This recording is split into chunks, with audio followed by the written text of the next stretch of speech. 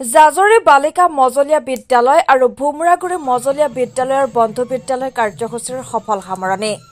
বটদ্ৰৱাৰ জাজৰি বালিকা মজলীয়া বিদ্যালয় আৰু ভুমৰাগুৰি মজলীয়া বিদ্যালয়ৰ মাজত বন্ধু বিদ্যালয় অনুষ্ঠান অনুষ্ঠিত হয়।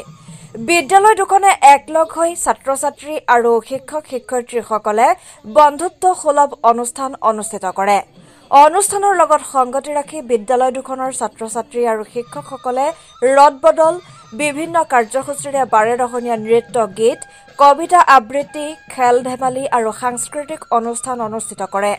সাংস্কৃতিক অনুষ্ঠান আৰু বঁটা বিতৰণী সভা দুদিনীয়া কাৰ্যসূচীৰে আজি সামৰণি পৰে। জাজৰি মজলীয়া বিদ্যালয়ৰ প্ৰধান শিক্ষক প্ৰদীপ ভূঞাই উদ্দেশ্য ব্যাখ্যা কৰে। সহকাৰী শিক্ষক অজিত বৰাই আঁত ধৰা অনুষ্ঠানটিত মুখ্য অতিথিৰ ৰূপে অংশগ্ৰহণ কৰে মাজ জাজৰি মণ্ডল সমন্বয়ক নৰেন ডেকাই। পৰিদৰ্শক মস্ত মহন্তই ছাত্ৰ-ছাত্ৰীসকলৰ শৈক্ষিক দিশৰ লগতে নৃত্য গীত খেল-ধেমালি আদি দক্ষতা বৃদ্ধি কাৰ্যসূচীত যথেষ্ট সহায়ক হয় বুলি মন্তব্য প্ৰদান কৰে। নতুন শিক্ষানীতিৰ আধাৰত ছাত্ৰ-ছাত্ৰীসকল আগবাঢ়ি যাবলৈ এনেকুৱা পৰিৱেশৰ খুবেই প্ৰয়োজন বুলি সকলোৱে মত পোষণ কৰে। উল্লেখ্য যে প্ৰতিযোগিতাৰ অন্তত বঁটা বিতৰণী সভাৰ জৰিয়তে বিভিন্ন শিতানত শ্ৰেষ্ঠত্ব অৰ্জন কৰা ছাত্ৰ-ছাত্ৰীসকলক পুৰস্কৃত কৰা হয়। আধুনিক নৃত্য, সমবেত সংগীত আদি সাংস্কৃতিক অনুষ্ঠানৰ সমাহাৰেৰে অনুষ্ঠিত অনুষ্ঠানটিত অঞ্চলৰ বিভিন্ন অনুষ্ঠানৰ প্ৰধান শিক্ষক, অতিথি, পৰিচালনা সমিতি, ছাত্ৰ-ছাত্ৰী, শিক্ষক-শিক্ষয়িত্ৰী আৰু অভিভাৱকসহ প্ৰায় 5 শতাধিক লোক উপস্থিত থাকে। বটদ্ৰৱাৰ পৰা মেহদী জামানৰ ৰিপৰ্ট, NE এক্সপ্ৰেছ।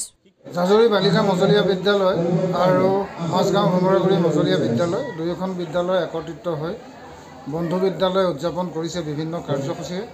দুদিনীয়াকৈ তেখেতসকলে বিভিন্ন কাৰ্যসূচীৰে এই বন্ধু বিদ্যালয় উদযাপনত যিখিনি কাৰ্যসূচী অন্তৰ্ভুক্ত কৰিছে সকলো ছাত্ৰ-ছাত্ৰীয়ে উপভোগ কৰাৰ লগতে বিভিন্ন সৰু সৰু যিবিলাক প্ৰতিযোগিতা অনুষ্ঠিত কৰিছে এই অনুষ্ঠিত কৰা প্ৰতিযোগিতাসমূহত ভাগ লৈছে আৰু লগতে স্থানীয় ৰাইজৰ সহায় সহযোগিতা সঁচা অৰ্থত বৰ প্ৰশংসনীয়, আদৰণীয়।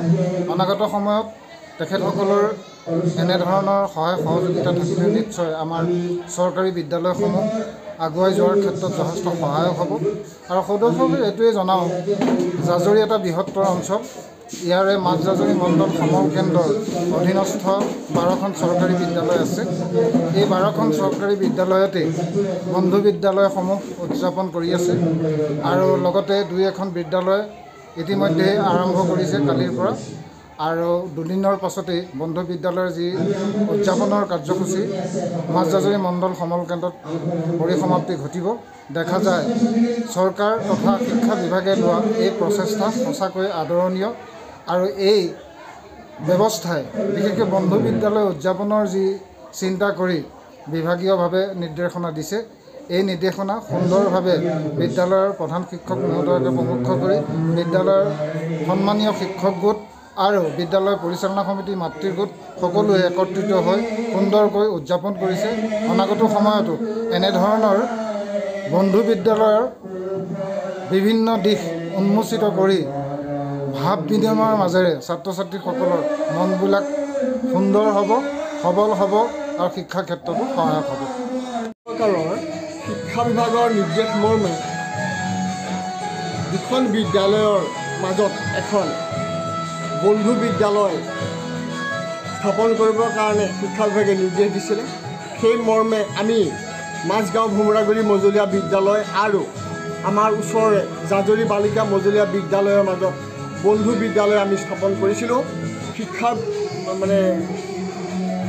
বিনিময় হোৱাৰ লগে লগে খেল ধেমালিৰ জৰিয়তেও আমি দুইখন বিদ্যালয়ৰ মাজত বন্ধুত্বসুলভ এটা শিক্ষামূলক এটা পৰিৱেশ, সৌহাৰ্দ্যমূলক পৰিৱেশ গঢ়ি তুলিবলৈ আমাক নিৰ্দেশ দিছিলে। সেই মৰ্মে আমি যোৱা 10 তাৰিখৰ পৰা আমি এই বিদ্যালয়ত আহি পেলাই এই বন্ধু বিদ্যালয়ৰ কাৰ্যসূচীৰ অংশ হিচাপে আমি ইয়াত খেল ধেমালি, নৃত্য গীত প্ৰতিযোগিতা তথা সাংস্কৃতিক অনুষ্ঠানৰ আমি আয়োজন কৰিছোঁ। আজি আমাৰ বন্ধু বিদ্যালয়ৰ কাৰ্যসূচীৰ অন্তিম দিন। আমি ইয়াত আজি সাংস্কৃতিক প্ৰতিযোগিতাৰ জৰিয়তে আজি আমি আমাৰ কাৰ্যসূচী শেষ কৰিব বিচাৰিছোঁ। অসম চৰকাৰৰ এই যিটো সিদ্ধান্ত বন্ধু বিদ্যালয়ৰ যিটো সিদ্ধান্ত তেখেতসকলে 2019 চনৰ পৰা এইটো চলাই আহিছে, এইটো বৰ এটা সুন্দৰ পদক্ষেপ। 24 চনৰ 10, 11, 12 এই তিনিদিনীয়া কাৰ্যসূচীৰে আজি অন্তিম দিনত আমি ভৰি দিছোঁ। এই অন্তিম দিনৰ আজি আমাৰ বঁটা বিতৰণী সভাৰ লগতে সাংস্কৃতিক অনুষ্ঠান আছে। এই সাংস্কৃতিক অনুষ্ঠানত বিভিন্ন আমাৰ দুইখন বিদ্যালয়ৰ ছাত্ৰ ছাত্ৰীয়ে অংশগ্ৰহণ কৰিছে আৰু তেওঁলোকৰ সুন্দৰ প্ৰতিভা বিকাশ হোৱা আমি দেখিবলৈ পাইছোঁ। আমি তাৰ কাৰণে আপ্লুত কৰিছোঁ। এই মাধ্যমৰ জৰিয়তে ছাত্ৰ ছাত্ৰীৰ শাৰীৰিক, মানসিক আৰু বৌদ্ধিক বিকাশ ইয়াৰ বহু প্ৰসাৰ্থ আমি চেষ্টা কৰিছোঁ আৰু সেই অনুপাতে আজি দেখা গৈছে ছাত্ৰ ছাত্ৰীসকলৰ মাজত সেই প্ৰতিভা আমি প্ৰতিফলিত হোৱা দেখিবলৈ পাইছোঁ আৰু সঁচাকৈ আমি আনন্দিত হৈছোঁ। আৰু ইয়াৰ মূলতে হ'ল আমাৰ অসম চৰকাৰ আৰু অসম চৰকাৰৰ জৰিয়তে যিখিনি আমাক সহযোগিতা আগবঢ়োৱাৰ কাৰণে সুবিধা দিছে তাৰ কাৰণে আমি নথৈ আনন্দিত হৈছোঁ আৰু তাৰ বাবে আমি তেখেতসকলক অৰ্থাৎ অসম চৰকাৰক অশেষ ধন্যবাদ জ্ঞাপন কৰিছোঁ। আশা ৰাখিছোঁ ভৱিষ্যতেও যাতে এনেকুৱা অনুষ্ঠান পাতি ছাত্ৰ ছাত্ৰীৰ শাৰীৰিক, মানসিক আৰু বৌদ্ধিক বিকাশত যাতে আগবঢ়াই নিব পাৰোঁ তাৰে কামনা কৰিছোঁ।